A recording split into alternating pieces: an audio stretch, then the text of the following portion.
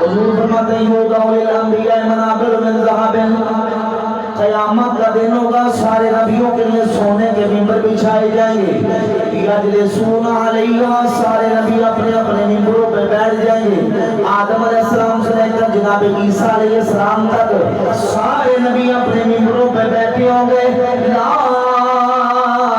اجلس علیہ قائما بین یدی ربی مخافۃ ان یبعث بی الی الجنہ ویبقى امتی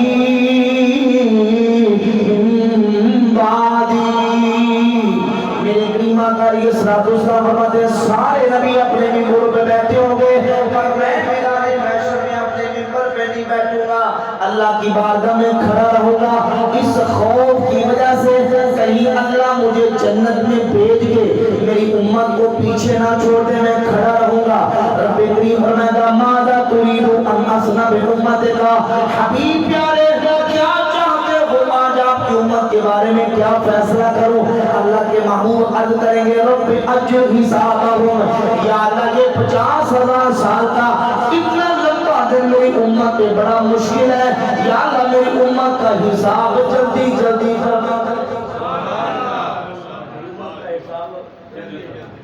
نبی سونے کے ممبروں پہ بیٹھے ہوں گے اور امام الانبیاء صلی اللہ علیہ وآلہ وسلم جو رسولوں کے سردار ہیں، نبیوں کے سردار ہیں، نبیوں کے امام ہیں، حبیب رب العالمین ہیں، وہ میدان معاشر میں رب کے دربار میں کھڑے ہوں گے، اور پھر ایک صحیح بخاری مسلم کی حدیث ہے وہ رب کی بارگاہ میں اتنا لمبا سجدہ کریں گے، اتنا لمبا سجدہ کریں گے کہ رب کریم فرمائے گا ارفع راسک صدق واشفع تشفع، حبیب اپنا سر اقدس اٹھائیے، جو مانگو گے دیا جائے گا، جس کی شفاعت کرو گے قبول کی جائے گی۔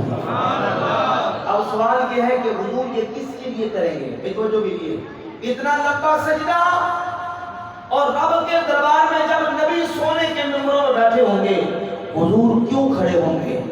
ہم گناہ کر اپنی امتیوں کی خاطر، اپنے غلاموں کی خاطر، کہ اللہ تعالیٰ کہیں مجھے جنت میں بیٹھ کے میری امت کو پیچھے نہ چھوڑ دے۔ اللہ کی بارگاہ میں عرض کریں گے رب عجل حسابہم، یا اللہ میری امت کا آج حساب جلدی جلدی کر دے۔ یعنی یہ انتظار ان سے کرنا بڑا ان پر مشکل ہے، بڑا بھاری ہے، بڑا گراں ہے، 50,000 سال کا اتنا لمبا دن ہوگا، یا اللہ میری امت کا حساب جلدی فرما دے۔ حضور فرماتے ہیں منہم من یدخل الجنۃ برحمت اللہ، میرے کچھ امتی وہ ہوں گے جو صرف اللہ کی رحمت سے جنت میں چلے جائیں گے، ومنہم من یدخل الجنۃ بشفاعتی، اور کچھ وہ ہوں گے جن سے میں شفاعت کر کے جن کو رب سے جنت لے کے دوں گا، شفاعت کر کے جنت، بولو جنت رب سے لے کے دوں گا، میں ان کی اللہ کی بارگاہ میں شفاعت کروں گا۔ اب تو جو کیجیے ذرا وہ جو کیجیے، یہاں سے 2-3 مسئلے ہم نے سمجھ لیں۔ ایک مسئلہ تو یہ کہ دیکھیے نبی پاک علیہ السلام اس خوف کی وجہ سے رب کی بارگاہ میں کھڑے رہیں گے کہ کہیں میری امت پیچھے باقی نہ رہ جائے، میں تو جنت میں چلا جاؤں گا، میری امت کہیں پیچھے نہ رہ جائے۔ اللہ کی بارگاہ میں کھڑے رہیں گے اور عرض کریں گے یا اللہ میری امت کا حساب جلدی جلدی فرما دے۔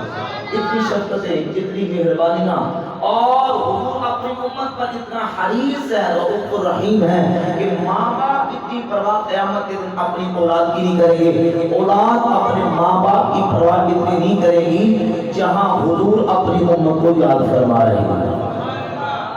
اللہ، اور دوسرا یہ بھی ثابت ہوا جن لوگوں کا یہ عقیدہ ہے کہ لوگ کوئی قیامت کے دن کسی کے کام نہیں آئے گا، یا عقیدے کی بات سمجھ لیں، وہ کہتے ہیں جی بس مشرد دل جدو تو اپنے سکونا، کوئی نبی تے بلی اتنے کام نہیں ہونا، نہ نبی کام آئیں گے نہ بلی کام آئیں گے۔ وہ تو دیکھیں حدیث میں آتا ہے قیامت کا دن ہوگا، نفسی نفسی سارے نبی کہہ رہے ہوں گے، قیامت کے دن تو سارے نبی نفسی نفسی کہہ رہے ہوں گے، اور یہ سنی لوگ اپنا عقیدہ یہ رکھتے ہیں کہ قیامت کے دن اللہ کے ولی کام آئیں گے، اللہ کے محبوب بندے کام آئیں گے، غوث پاک داتا صاحب یہ اللہ کی بارگاہ میں ہماری شفاعت کر کے ہمیں رب سے جنت لے کے دیں گے۔ حدیث میں تو یہ آتا ہے کہ نبی بھی قیامت کے دن نفسی نفسی کہہ رہے ہوں گے، تو معلوم ہوا تو کہتے ہیں کہ کوئی کسی کے کام نہیں آنے والا، نہ نبی کام آئیں گے نہ ولی کام آئیں گے، بس اپنا عملی کام آئے گا۔ یہ اعتراض کیا جاتا ہے. یہ لوگوں کو گمراہ کرنے کے لیے اس طرح کے اشکال ڈالے جاتے ہیں. لیکن یہ یاد رکھیں اللہ کے فضل و کرم سے ہم سنی ہیں, اہل سنت ہے, اور اہل سنت قرآن کو بھی سمجھتے ہیں, حدیث کو بھی سمجھتے ہیں. یہ حدیث صحیح ہے کہ قیامت کے دن نبی بھی نفسی نفسی کہہ رہے ہوں گے. لیکن اس حدیث کا مطلب سمجھو, اس حدیث کا مفہوم سمجھو, معنی سمجھو کہ اس حدیث کا مطلب کیا ہے, مفہوم کیا ہے. مفہوم یہ نہیں کہ نبی کسی کے کام آئیں گے نہیں, کوئی ولی کام آئے گا نہیں. اور یہ حدیث کا مطلب یہ ہے کہ یہ اس پہلے مرحلے کی بات ہے, اس وقت کی بات ہے جب اللہ کسی کو ابھی شفاعت کا اذن اور اجازت نہیں دیتا.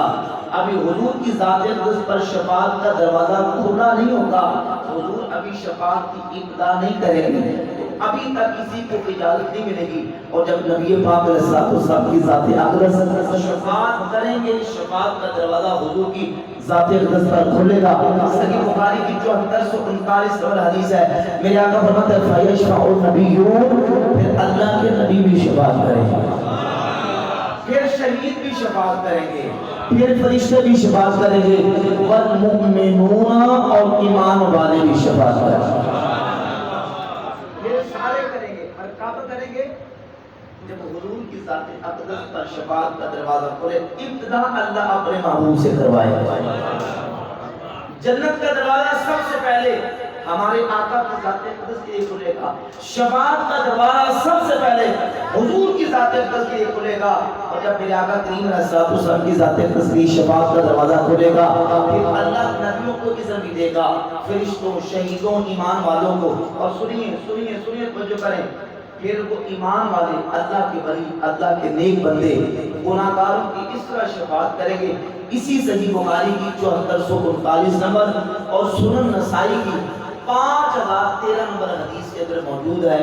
حضور فرماتے ہیں ما مجادلۃ احدکم فی الحق یکون له فی الدنیا اشد مجادلۃ من المؤمنین لربهم فی اخوانهم الذین ادخلوا النار.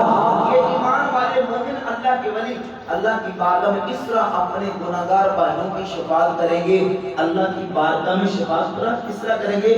رب سے جھگڑا کریں گے. کیا کریں گے؟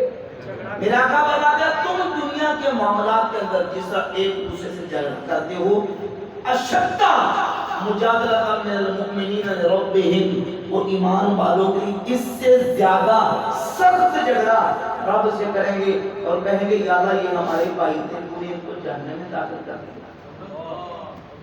کیا کریں گے؟ جھگڑا. یہاں ایک سوال اشکال آتا ہے کہ بھئی یہ کیسے ہو سکتا, بندہ ہو کے خدا سے جھگڑا کرے, مخلوق ہو کے خالق سے جھگڑا کرے, بندہ ہو کے اپنے خالق اور اپنے رب سے جھگڑا کرے. تو اس کا جواب یہ ہے بھئی حدیث تو صحیح ہے, صحیح حدیث ہے 7439 اور سنن نسائی کی 5013 حدیث تو صحیح ہے. اس حدیث کو سمجھنا ہے. جھگڑا دو قسم کا, ایک ہے جھگڑا طاؤس کے ساتھ, سینہ زوری کے ساتھ, بندہ کسی کے اوپر پریشر ڈال کے اسے اپنی زور زبردستی سے بات منواتا ہے. اور ایک ہوتا ناز و نخرے کا جھگڑا, جنہوں سمجھے ذرا جواب کے بابا سبحان اللہ. ایک ہوتا ہے ناز و نخرے کا جھگڑا, محبت و پیار کا جھگڑا, محب اور محبوب کا جھگڑا. وہ طاؤس کے ساتھ نہیں, وہ نعوذ باللہ سینہ زوری کے ساتھ جھگڑا نہیں, بلکہ رب کے دربار میں ان کا مقام اجلال ہوگا, ناز و نخرہ ہوگا, اور اللہ انہیں جب یہ مقام دے گا وہ اللہ کی بارگاہ میں جھگڑا کرے گے کہ یا اللہ یہ ہمارے بھائی تھے, تو نے ان کو جہنم میں داخل کر دیا, یا اللہ کٹ انہوں نے جہنم میں داخل کر. اللہ فرماتا ہے جاؤ پھر جنوں جنوں کے چہرے تو پہچان دو, کٹ کے جہنم جو جنت داخل کر. سوال یہ پیدا ہوتا ہے کہ یہ جو میں نے پڑھی حدیث نہیں ہے, حدیث ہے. وہ جو اعتراض کرنے والے نے پڑھی وہ بھی حدیث ہے. جو میں حوالہ پیش کر رہا ہوں صحیح بخاری کی 7439 اور سنن نسائی کی 5013 یہ بھی حدیث ہے. تو رفڑ کہاں آتا ہے, جھگڑا کہاں بنتا ہے؟ بھئی تب بنتا ہے جب بندہ اپنی من مرضی کی بات لیتا ہے. سمجھ آ رہی بات؟